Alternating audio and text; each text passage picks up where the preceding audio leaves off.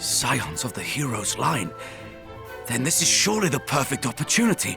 Come, we must strike while they are yet with us.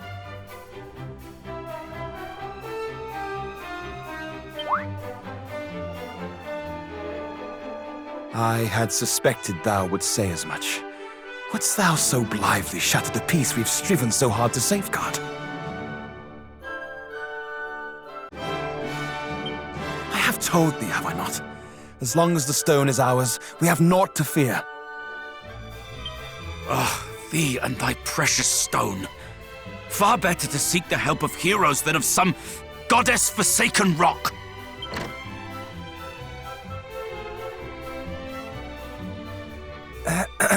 Might there be something we can help you with, perhaps?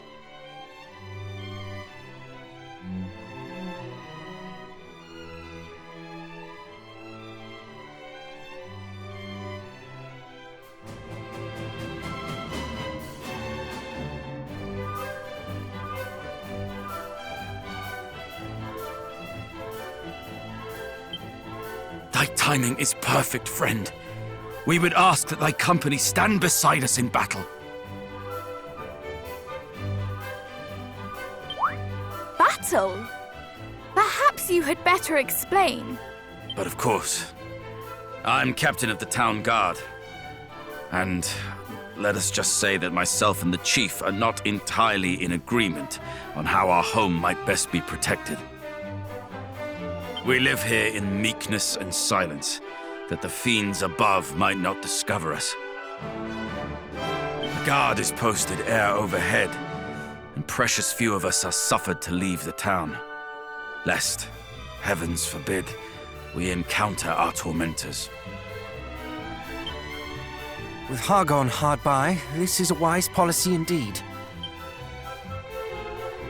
It is, and yet, this is no way to live. For how long do we mean to subject ourselves to this tiresome life of creeping and cowering? Far better surely to run not from the next cry of monster, but towards it. To stand as one, and strike down those who would strike us down ere they have the chance. And invite their fellows to come a-looking for them when they fail to return. And this, assuming we are even able to overcome them in the first place.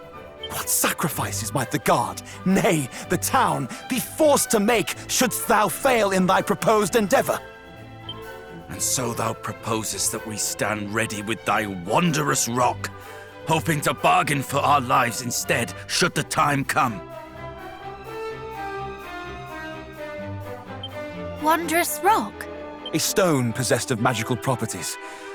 One need only touch it to feel its power. It seemeth the fiends do covet it most mightily.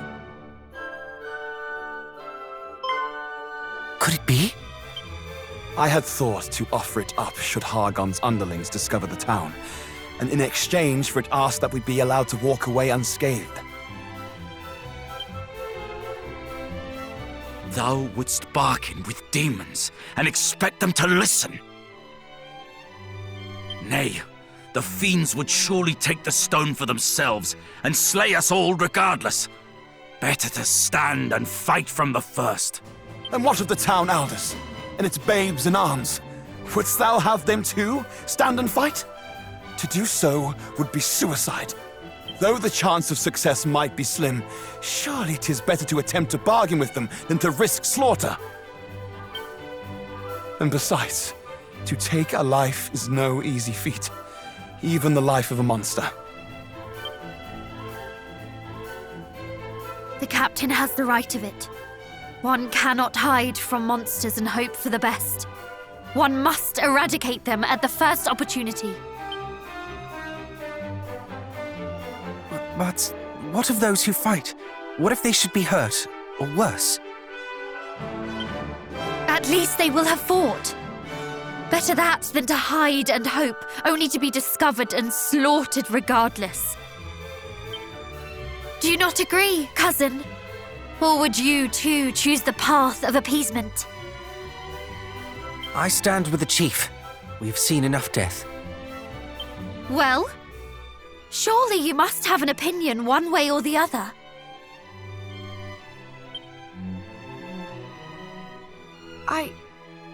I know not.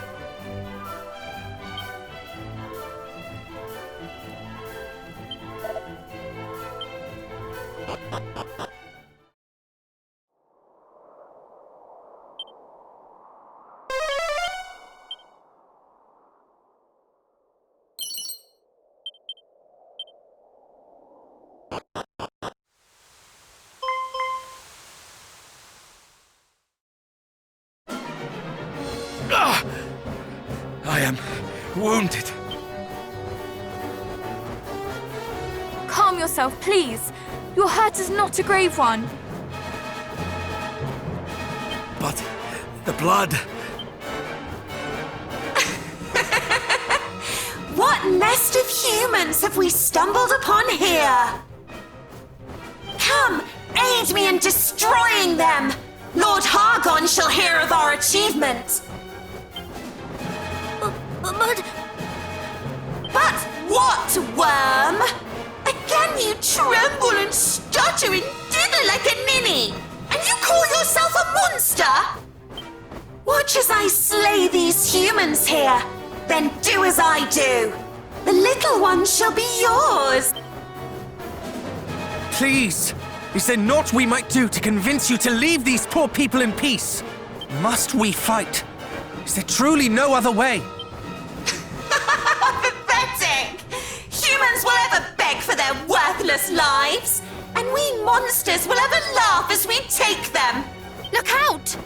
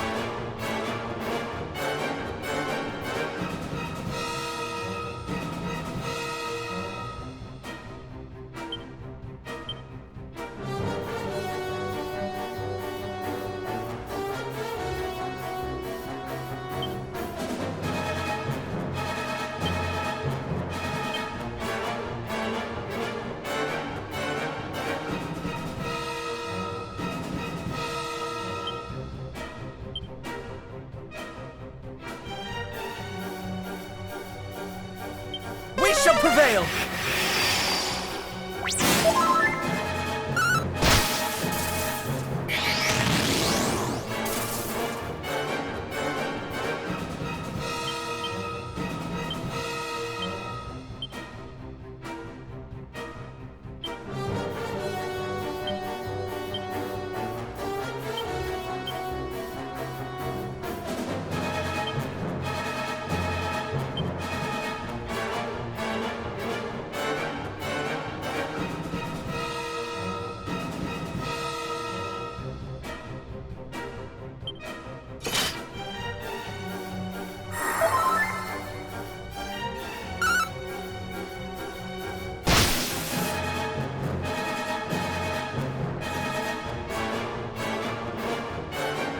Do not fret.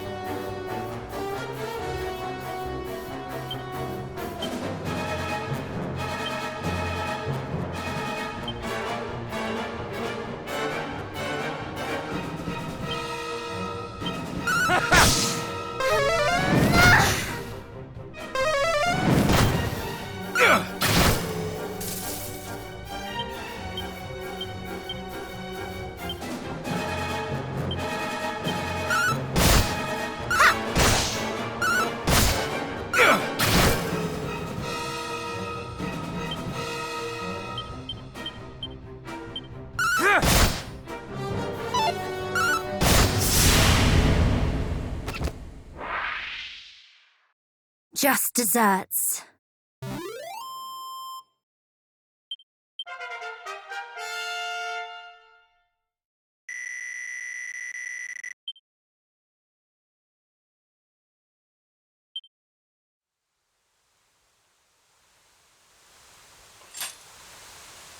There was no reasoning with that wicked creature.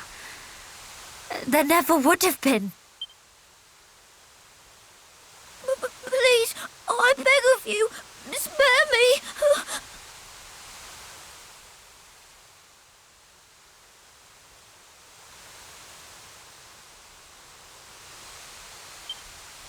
Do you think us foolish enough to fall for such I swear to you, this is no ruse.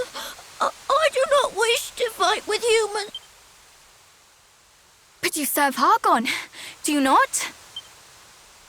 I do, albeit poorly, for I am unable to raise a claw in anger, as I say. What poison is this? You wish us to believe that you have never harmed a human, and by so doing save your worthless life. Would you extend the same mercy to others? The people of Moonbrook, perhaps? Did you beg of foul Hargon that he spare the lives of those poor innocents as you beg for your own? No. At best you did naught but stand by and watch as they were slaughtered. You are as guilty as the rest of your kind. Though they pleaded to be spared, my people's pleas fell on deaf ears. They were cut down where they stood. And now you ask that we heed your own pleas for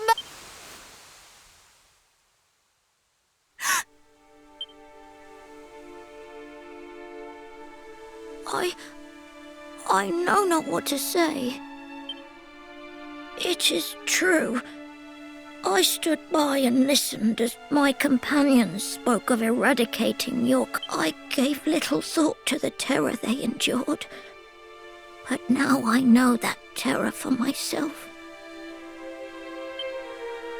And in knowing it, I see for the first time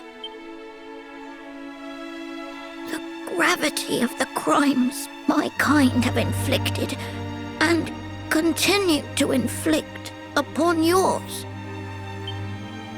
You are correct in all that you have said.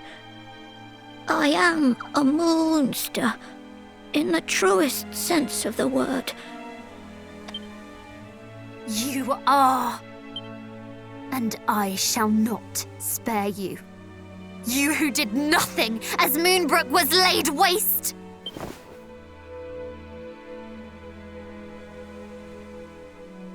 But surely this is not... Wait! He is a monster, this much is true, and a servant of foul Hargon. Nonetheless, through our veins flows the blood of heroes. Is it the act of a hero to strike down an enemy who repents, who begs plaintively for mercy?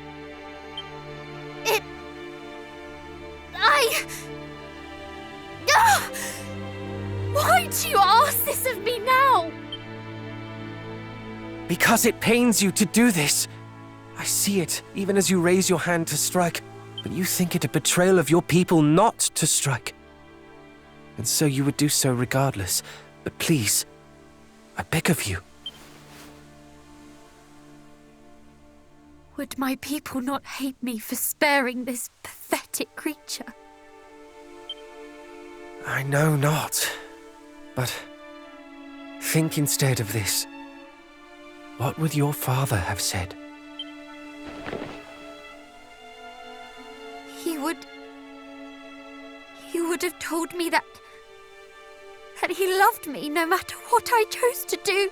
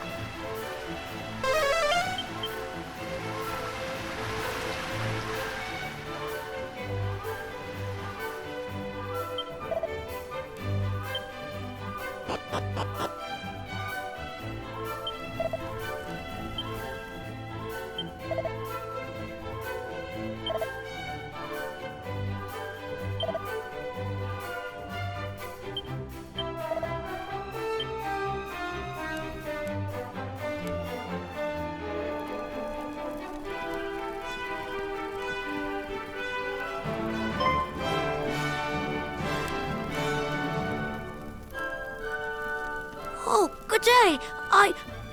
Allow me to thank you once again for sparing my worthless life.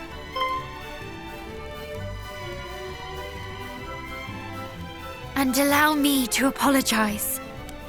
It was not you who destroyed my homeland. Perhaps not, but nor did I go to your people's aid. I have decided to try and do what I might to make amends. Already have I shared moods with the chief that I pray might be of use in And I'm sure it will be. There is much that only you could know. We were told that you asked to be locked in a cell. I did. A monster loose in the village is the last thing these people need. So I thought it best that I be confined. At least until such time as they feel I might be trusted. I have heard my whole life of the maliciousness of humans, but now that I find myself among you, I see that these were lies. No monster ever permitted me to share my true feelings as the people of Burrowell have, and so I wish to live among you from now on. We are honored indeed that you think so highly of our kind. We shall visit you again when next we are in Burrowell. Thank you.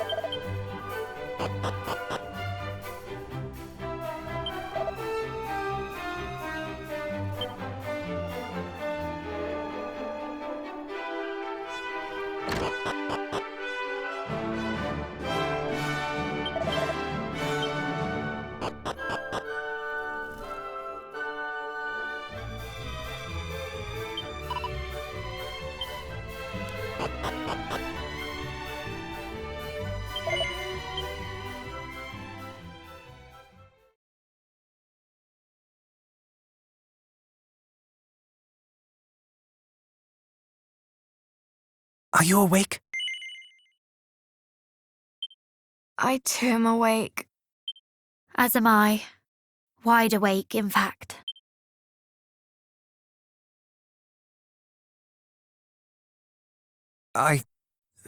Forgive me. I did not mean for us to quarrel. I should have been more considerate of your feelings.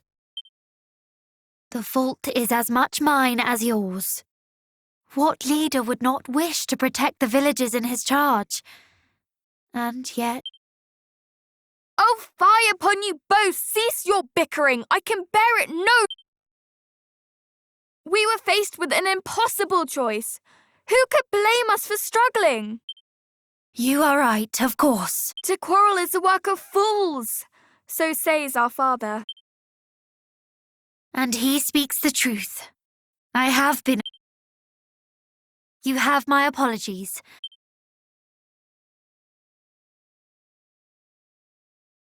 Now that I think upon it, I fear that neither of our friends had the right of it. The captain wished to fight, yet could not when the moment came, and the chief wished to parley with beasts. A fool's errand, if ever there was one. Perhaps. And yet, if neither path is right... Indeed. Peace may be returned to this village, to this world, but by one means and one means. Hear, hear. And we shall not achieve our end divided, so let us stand together. Indeed. Indeed.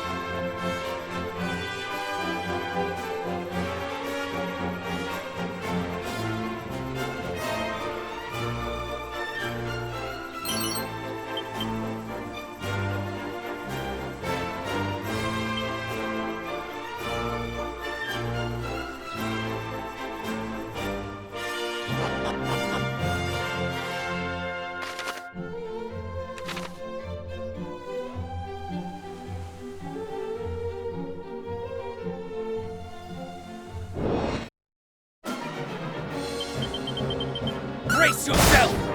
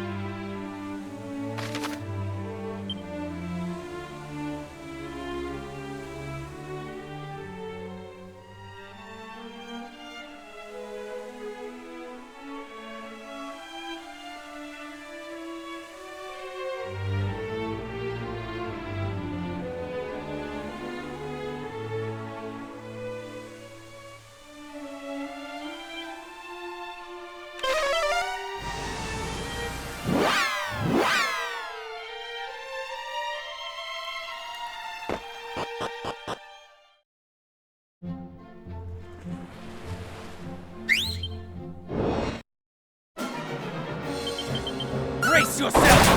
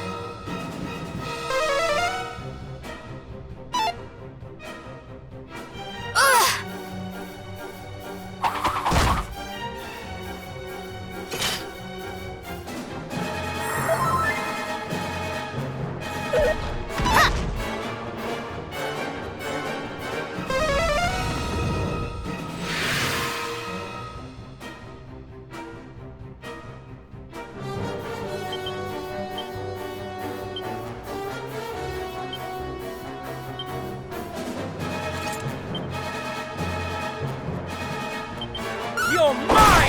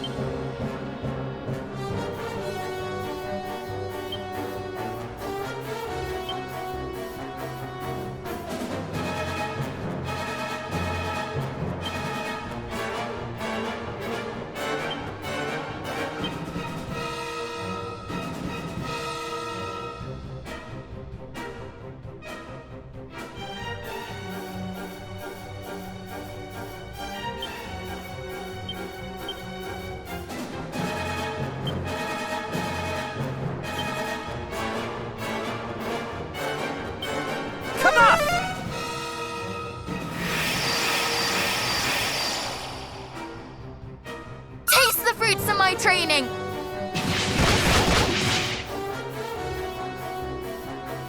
My apologies.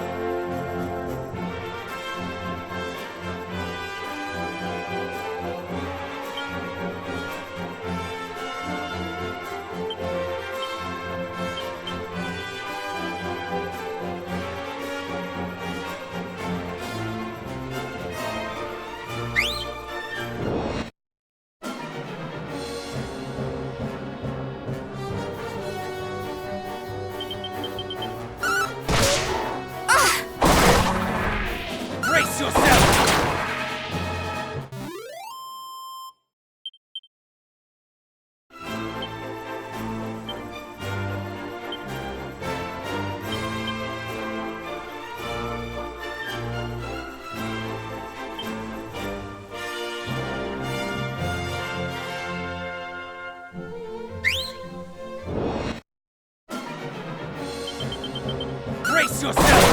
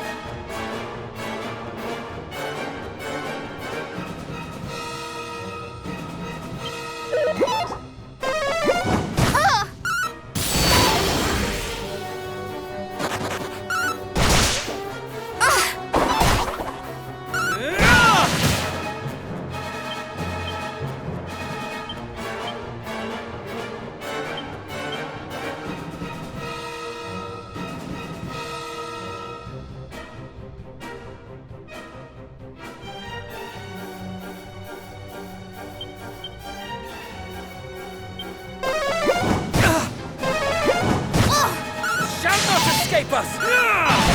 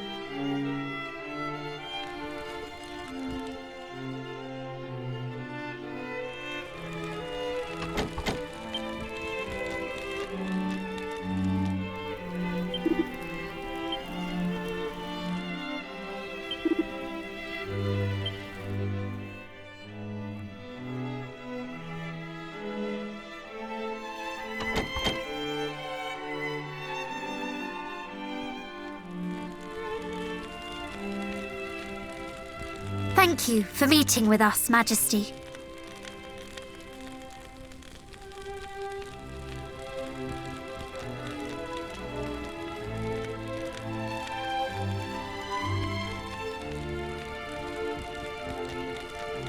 I am the Princess of Moonbrook. My companions and I are the scions of Erdrick? Or are you merely insidious impostors playing the role? Thou art aware of recent events? We of Dirkandor have a talent for catching little birds. While Erdrick may have cast his net wide across the world from Tantagel to Middenhall, so too does Dirkandor. Daily do my servants sail the seas, trawling the world for juicy morsels of information. I would imagine I know all that you do, if not more. Then doubtless you can answer your own question regarding our authenticity. Ha! Naturally, I know you are not imposters. The fake princess travels alone. The true one with her cousins of Middenhall and Cannock. Yet, my sources neglected to mention the princess. Perhaps it is time you found new sources. Now, to what do I owe your visit? We are on a quest to locate 5 small yet powerful stones known as sigils that will help us lay Hargon low. Wouldst thou know aught of them? Would these stones happen to be graven with images? You know of them? It appeareth so. I knew not what it was, though it was clear it possessed a power unlike any other. Chancellor? How may I be of service, Majesty? Fetch that odd rock we discovered. The one I told thee to store apart from the other artifacts. At once.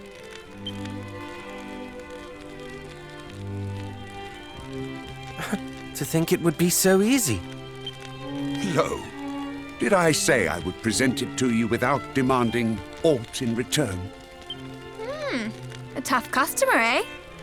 How much do you want for it? How much? Dost thou think me so low as to pinch thy pocket money? There is but one thing I require of you. That you show to me the same strength that you showed to the priest of Beren. What is the priest to thee, precisely? He is an old friend. Now, on to what precisely I would have you do for me. I perform satisfactorily, and I shall bestow unto you the sigil. After all, if you cannot best my trial, then you will hardly be capable of defeating Hargon himself. What say you? Of course we will face it. Why, I can but think it is the very purpose for which your friend sent us here. One would expect no less of the scions of Erdrick. Speak with me anew once your preparations are complete.